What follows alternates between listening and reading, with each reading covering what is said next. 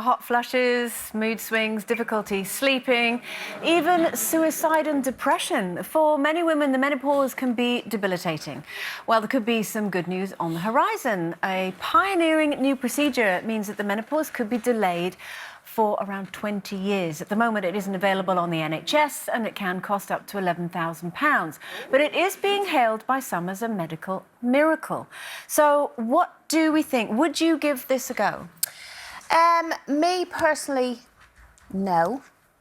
Mainly because, you know, I have suffered terribly since the age of 12 every month, like horrendous. So since the age of 12, I've been looking forward to the menopause, really, just so all that stops. And I understand, you know, I've seen women that go through a terrible time with the menopause, but I'm just a bit scared that we're messing with something that's just naturally meant to happen. You know, when we get to a certain age in our life, when we've done whatever we need to do, I just feel that that's nature. And sometimes I think we slightly interfere a bit too much with it. And so that scares me a bit. And delaying it for 20 years, I'd just be... it doesn't mean it's going to...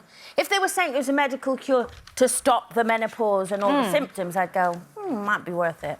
But I don't understand the delaying it for 20 years. It would be delaying a lot of the symptoms, because obviously the menopause, it's not just, you know, the hot flushes and the bits that people sort of joke about, really. We're also talking about heart disease, osteoporosis, obesity, depression, dementia. I mean, the highest rate of suicide, this is statistics from the Samaritan, found that for women is the age bracket of 50 to 54. And obviously the age that most women reach the menopause is 51. So statistically, a woman is more likely to feel depressed enough to commit suicide at an age where she hits the menopause. So for some who are lucky enough to sail through, that's wonderful. But for others, if there's an option there, surely it's a good idea to look into it. And also, I guess it covers when you're at work, because you're still working, aren't you, in your early 50s? So a lot of women struggle to kind of turn up for work and whatever if they're having really strong symptoms. And you're working for longer now. I mean, their retirement age. Whereas if you could delay it, but I'm exactly with you, and my worry is that always these developments that are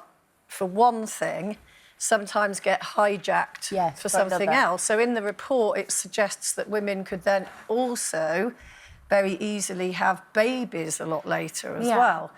And that's where I think I agree with you. I think Mother Nature... So I think if you're 30 and you can't have a child, by all means, science intervenes and helps you, because some of your peer group can. But Mother Nature has surely put in a cut-off point in terms of our age for a reason. But what about taking the contraceptive pill? That's interfering with Mother Nature to stop you having babies, and yet that's something that's been around for a generation now, and that's seen as very matter-of-fact. And I'm sure when it first came out, people thought, no, that's meddling. Yeah, but you're still young enough that if you stop... I mean, that's stopping something. I understand the stopping the menopause bit. The bit that concerns me is that you could suddenly have a baby potentially naturally in your 60s. Which, for me, I don't know, I struggle with that. I know it's complex, and I know there's lots of people that might say, well, that suits me, but I think as a society... that would be a problem. If we put putting children off until later to one side and focus... Because I actually agree with you. If we're now talking about women having babies much later in life, that can cause all sorts of different issues. But just focusing on the menopause itself, there are many women who aren't able to, because of, obviously, a history of cancer, or aren't able to take it because they're allergic to HRT. There are many reasons why women can't. So this at least gives them an option to have some kind of relief. What do you make of that, Brenda? I do agree with both Colleen and Jane. And I just...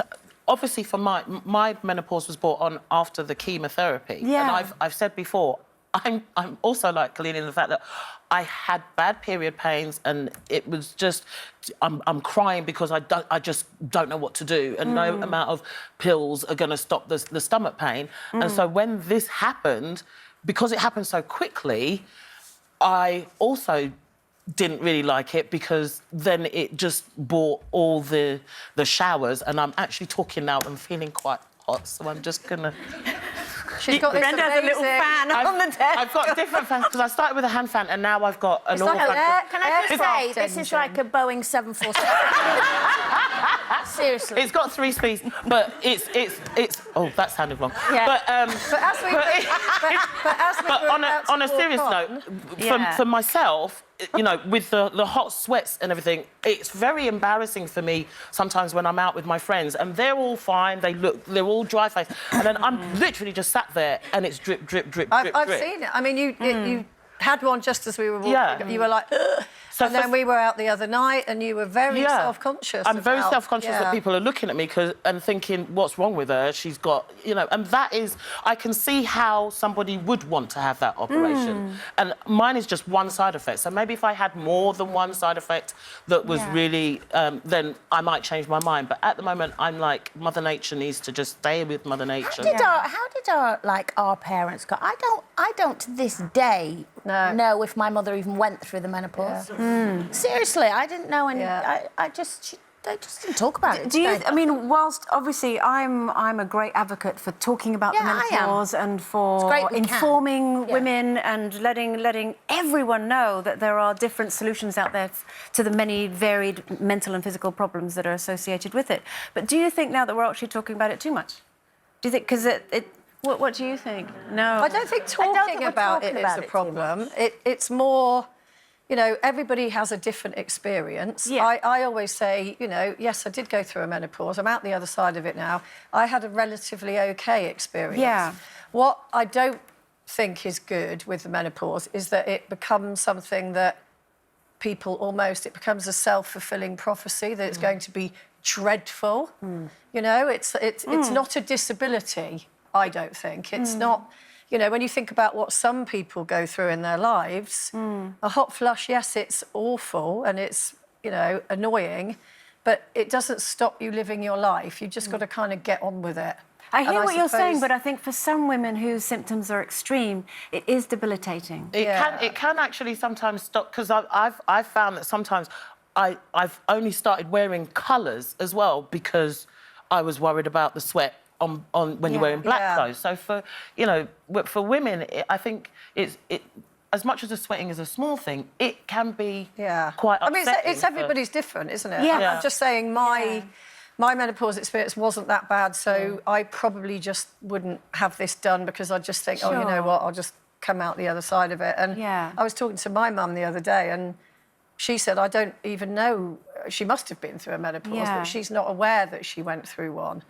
It's you know... different for everyone, isn't it? Yeah. I think my other concern with this sort of treatment is you've got the treatment now, but what happens years down when they find that is there a side effect or there's all of that that's got to be investigated. It's already been used for about 15 years. Oh, wow. This isn't some brand new thing, but it's been previously used on cancer patients who had literally a sliver of their ovaries removed and then frozen and then transplanted later when they wanted to try and have children. Now it's being introduced sort of into the sort of wider realm.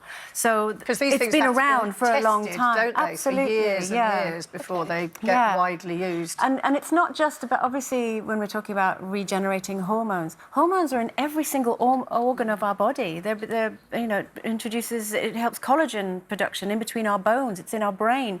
It's not just about hot sweats and feeling a bit grumpy. It affects our whole mental, physiological and physical being. Loads and loads of you have got in touch. Deb says, I think it's a great idea, especially for women who have premature menopause. Amy says, why mess with Mother Nature? Biological clocks exist for a reason.